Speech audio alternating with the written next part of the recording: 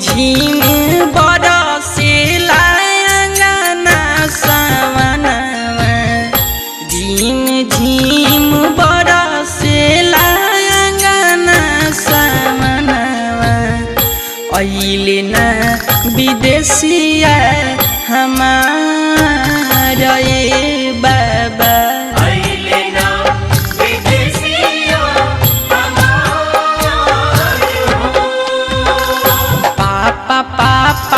कही के पुकारे ला ला ला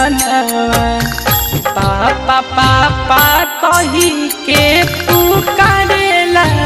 ला ला अइले ना विदेशिया हमारा ये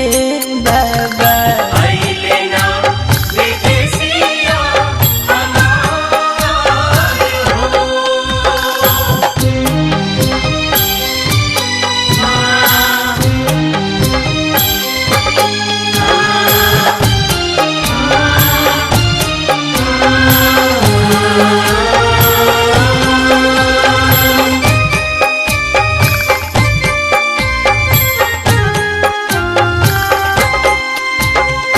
भंगिया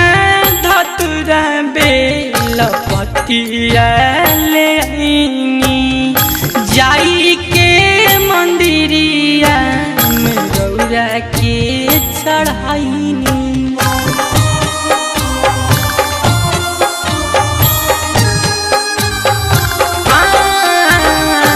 भंगिया धतुरा बेलपतिया जाई के मंदिरिया में रौरा के चढ़ाईनी कौन भूला भइल कौन गलती वो रचन में कौन भूला भइल कौन गलती वो रचन में विदेशिया हमारा ये बाबा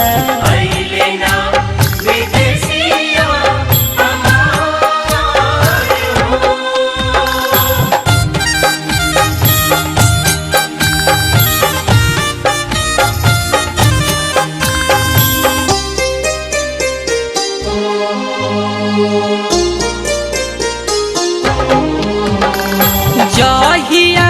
से चढ़ल बात सावन महीनामा बिना जल ढरल खैना एको दिनमा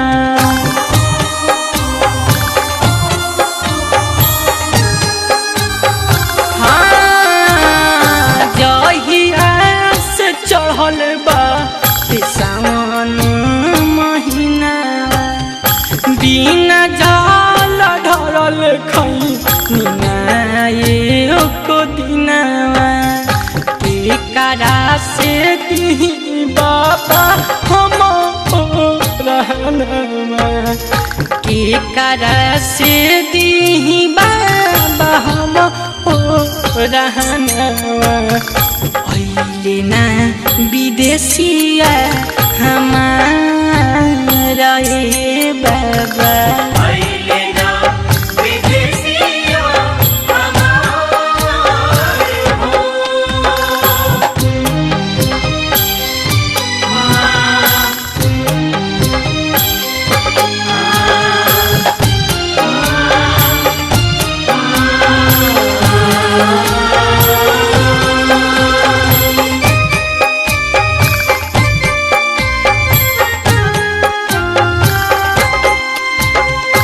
सैया सने के शहर से बुला दी दूधू गो कमर में चूड़ी से की नवादी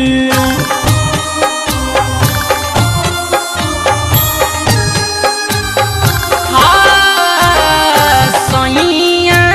सने के शहर से मुलादी दूधू को कमरनी रालाजी से किनवा दी दुनु बेकत कामर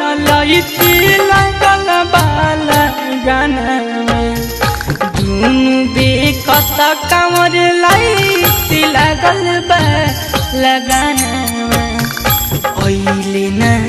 विदेशिया हमारा ये बाबा